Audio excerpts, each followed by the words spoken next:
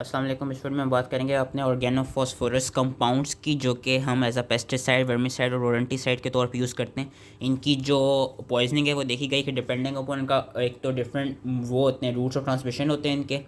ये इन्हेलेशन के through, injection के through and even absorption from unbroken skin, यहाँ से ये हमारी बॉडी के अंदर आ सकते हैं। And these are powerful inhibitors of cholinesterase enzyme, जिसकी वजह से होता है क्या, जो एसिटाइल कोलिन है उसके लेवल्स को बढ़ा देते हैं। तीन तरह के इनके साइन एंड सिम्टम्स मिलते हैं हमको। एक तो muscarine like sign and symptoms मिलते हैं क्योंकि एसिटाइल कोलिन की बड़ा कॉन्सेंट्रेशन बड़ी भी होती है। उसके अलावा nicotine like sign and symptoms मिलते हैं और हमको सेंट्रल नर्वस सिस्टम के लेवल पे भी डिफरेंट साइन एंड सिम्टम्स मिलते हैं। तो पहले muscarine like sign and symptoms की बात कर लेते हैं, जो कि रिलेटिवली ईजी हैं, जो कि एसिटाइल कोलिन के ज़्यादा इंक्रीज कॉन्सेंट्रेशन की वजह से मिलने के। ब्रोंकियल ट्री पे हमें क्या मिलेगा, ब्रोंकोस्पाज्म मिलेगी, इंक्रीज ब्रोंकियल सिक्रीशंस मिलेंगी, जिसकी वजह से हमें चेस्ट पेन मिलेगा, डस्निया होगा, कफ हो रहा होगा, पल्मोनरी एडिमा होगा and froth will be seen at the level of mouth and knows.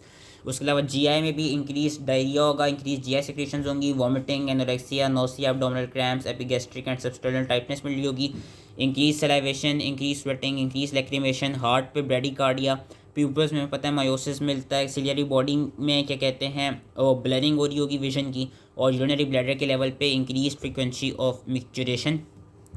अब निकोटीन लाइक साइन सिम्टम्स क्या मिलेंगे, क्योंकि निकोटीन के जो रिसेप्टर्स होते हैं वो डिफरेंट स्ट्राइटेड मसल और सिंपैथेटिक गैंग्लिया के लेवल पे होते हैं। सिंपैथेटिक गैंग्लिया के लेवल पे इंक्रीज निकोटीन की वजह से हमें पैलर मिलेगा और elevation of blood pressure, whereas striated muscle के लेवल पे हमको माइल्ड क्या कहते हैं मस्कुलर फेसिकुलेशंस मिलेंगी, mild weakness, easy fatigue, cramps, generalize weakness of muscle of respiration with dyspnoea and cyanosis. And CNS के लेवल पे जाके हमको irritability, apprehension, restlessness, fine fibrillary tremors of hands, eyelids, face और tongue, mental confusion और फिर lastly coma and absence of reflexes हमें मिल सकता है। साइन एंड सिम्टम्स जो है वो सबसे पहले स्किन, वॉलेंट्री मसल्स और सिक्रेटरी जो ग्लैंड्स हैं उन्हें अफेक्ट करते हैं, देन वॉलेंट्री मसल्स पे and then lastly brain centres पे जाके अफेक्ट करते हैं।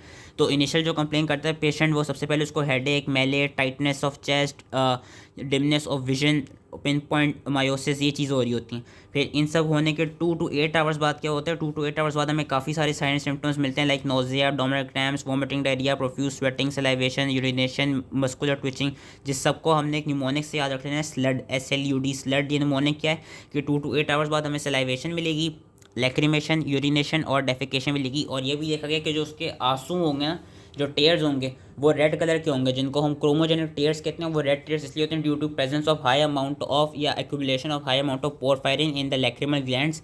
एंड फिर लास्टली जब पॉइजनिंग बहुत सिवियर हो जाए देन हमको pulmonary oedema, coma, convulsion and possibly death भी मिल सकती है। And there is paralysis of musculature and क्या कहते हैं, जिसकी वजह से रेस्पिरेटरी फेलियर हो सकता है, सर्कुलेटरी अरेस्ट हो सकता है एंड लंग्स और ब्रेन का एडिमा भी मिल सकता है। अब जो इसकी फेटल डोज है, फेटल डोज का इसका ये एक सेंस के मोड ऑफ ट्रांसमिशन डिफरेंट है। एंड ऑर्गेनोफॉस्फेट एक सब्सटेंस नहीं है, ये डिफरेंट कंपाउंड्स हैं, डिफरेंट कंपाउंड्स को हमने ऑर्गेनोफॉस्फोरस का आगे कहा हुआ है। तो उन सब की डिफरेंट कंपाउंड्स की हम देख सकते हैं डिफरेंट फेटल डोजेज हैं। तो एक तरफ से जो याद रख लेनी है वो ये कि जो पेरेंटल पेरेंटल जो रूट है उसमें जो लोवेस्ट मैंने देखी थी, इट इज़ अबाउट 45 मिलीग्राम से लेके अराउंड आई वुड से कितना है, आई थिंक हाँ अराउंड 160 मिलीग्राम तक, 45 से लेके 160 मिलीग्राम तक जो है वो पेरेंट्रल इसकी देखी गई है fatal dose. Versus fatal dose oral route की देखी गई है फ्रॉम 100 मिलीग्राम to 1 ग्राम। अब फेटल पीरियड भी क्या है कि अगर तो उसकी फेटल डोज को क्या कहते हैं बॉडी में आ गई तो हाफ टू 3 आवर्स इसका फेटल पीरियड है। वैसे नॉन फेटल डोज में इसका जो एक्यूट इफेक्ट्स मिलते हैं वो हमको 6 to 30 आवर्स में मिलते हैं, और फिर 6 to 30 आवर्स में मिलने के बाद they can persist for further 48 to 72 hours और फॉर 3 वीक्स। इसकी ट्रीटमेंट क्या है, ट्रीटमेंट इसकी ये है कि एक तो जो पेशेंट है उसको जिस जिस जगह से भी इस तरह इन कंपाउंड्स का एक्सपोजर हो रहा होगा वहाँ से उसको हम पहले रिमूव करेंगे। रिमूव करने के बाद हम उसको डिकंटेमिनेट करेंगे। जो स्किन की एक्सपोज साइड्स होंगी उनको हम टैप वाटर और सोप से वॉश करा सकते हैं, या हम एल्कलाइन सॉल्यूशन से डिकंटेमिनेट करा सकते हैं। इफ़ इन केस उसने इंजेस्ट किया वो, तो जो स्टमक होगा, स्टमक को हम टैप वाटर से विद और विदाउट पोटेशियम परमैंगनेट से हम स्टमक वॉश कराएंगे।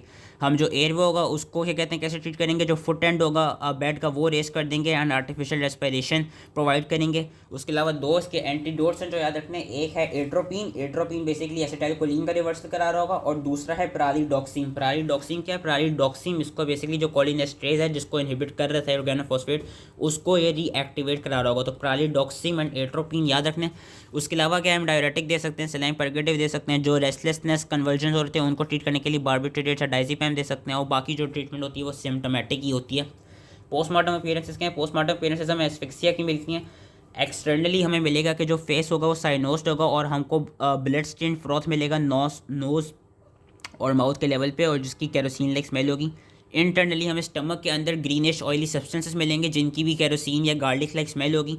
लेकिन जो स्टमक के कंटेंट्स होंगे they would be blood stained, और जो म्यूकोजा होगा वो कंजेस्टेड होगा। जो सब म्यूकस उसकी लेयर होगी स्टमक की that would be having petechial haemorrhages. And stomach के अलावा बाकी ऑर्गन्स में हमको pulmonary oedema, capillary dilation, petechial haemorrhage, hyperaemia of lungs, brains, demyelination of ascending and descending spinal tracts and degeneration of